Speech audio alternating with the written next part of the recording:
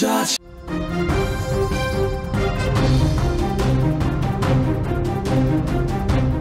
వారిద్దరి మతాలు వేరైనా మనసులు కలిశాయి.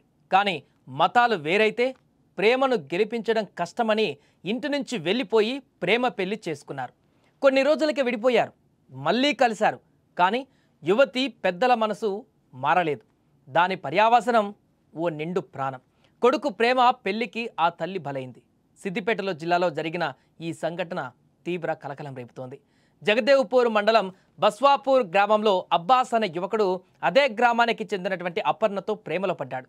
వీరిద్దరి మతాలు వేరు కావడంతో తమ పెళ్లికి కుటుంబాలు ఒప్పుకోవని భావించారు. అందుకే ఎవరికీ చెప్పకుండా ఇంట్లో నుంచి వెళ్ళిపోయి ప్రేమ వివాహం చేసుకున్నారు. కానీ కొన్ని రోజులకే మనస్పర్ధలు వచ్చి ఆమె కన్నవారింటికి వచ్చేసింది.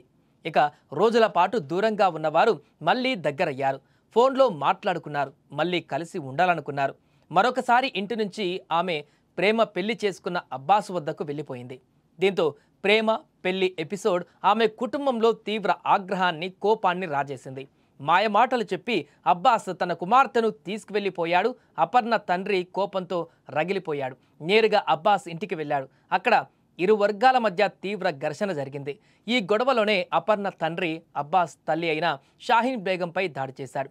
ఈ దాడిలో తీవ్ర గాయాల పాలైనటువంటి షాహీన్ బేగం ఆసుపత్రిలో చికిత్స పొందుతూ ప్రాణాలు కూడా కోల్పోయింది. కేవలం ప్రేమ పెళ్లి కారణంగా ఒక తల్లి ప్రాణం బలి కావడం స్థానికంగా తీవ్ర విషాదాన్ని నింపింది. ఓ కొడుకు ప్రేమ తన తల్లి ప్రాణం తీస్తే, ఓ కుమార్తె ప్రేమ ఆమె తండ్రి హంతకుడిని చేసి జైలు పాలు చేసింది.